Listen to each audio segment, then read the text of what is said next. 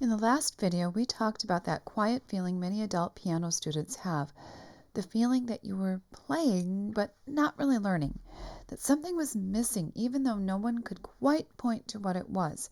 Today, I want to start naming those missing pieces because once you can see them, piano stops feeling mysterious and starts to feel navigable. One of the hardest things about learning piano as an adult is this: the most important skills are often the least visible. Fluent pianists just don't think about them. Teachers often learn them unconsciously or so long ago that they don't remember learning them, and students are rarely told they even exist. So if you never learned them, it's not because you failed, it's because no one really turned the lights on. So one of the biggest gaps I see is that students were taught to prioritize finger numbers over note names.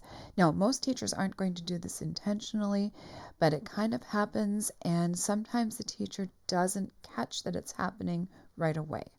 Finger numbers are meant to support reading, not replace it. But when the finger comes first, the brain never really learns the musical language. You stop reading notes and you start relying on finger numbers. What happens is students follow patterns, they can rely on muscle memory, and if anything changes, and something inevitably will, everything falls apart. Fluent reading starts when the brain says, "This is the note. Now, what finger am I going to put there?" That one shift changes everything. Another invisible or missing skill is understanding the keyboard as a map, not a set of hand positions. Many adults were told, put your hands here, put your hands in C position, in G position, or something like that. But real piano playing requires knowing where you are, being able to anticipate where you're going, and getting there calmly because you can read the notes. And when navigation isn't taught, of course, shifting position feels scary.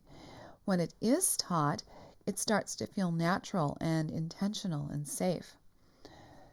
Now, a third skill, let's talk about counting. Many adults tell me, "I know I'm supposed to count, but it stresses me out." That's because counting was introduced as pressure and not support, and maybe you didn't keep doing it from the very beginning. Yes, it's going to be a little hard in the beginning, I'm not going to lie. But if you continually do it while the notes are easy, then it becomes part of your playing. Counting really isn't here to judge you. It's actually here to help you organize the time, reduce guessing. It increases your focus, and everything else just stabilizes from there.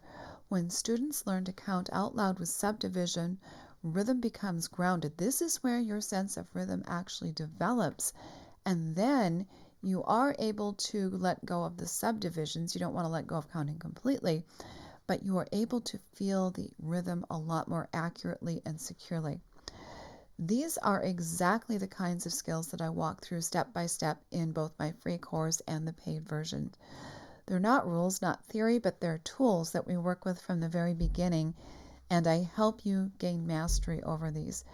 If you're watching this and thinking, yes, this is what's missing, then my free course is a great place to start for seeing how these will fit together, and I am happy to work with you and help you find the missing pieces. It's linked below. It's designed specifically for adult learners, or feel free to reach out to me if you want more help. Now, there's another invisible skill. This is called restarting without panic. One of the clearest signs that reading and navigation aren't solid is this: when a student stops, they can't restart. They end up having to go all the way back to the beginning, or they're just lost. That's not a memory issue, it's a literacy issue. When you truly understand what you're reading, you can enter anywhere, you know where you are, and mistakes don't derail you.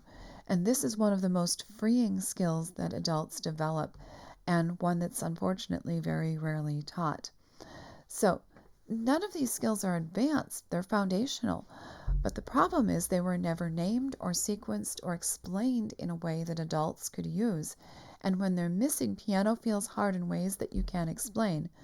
When they're present, piano feels cooperative or more natural. If you want help identifying which of these skills you're missing and how to calmly rebuild them, that's exactly what the free course is for. That's why I'm here. No pressure, no overwhelm, just clarity. You'll find it linked below. And I hope you'll take advantage of that because I know you can be a fantastic piano player. It just takes connecting with skills that you were never taught.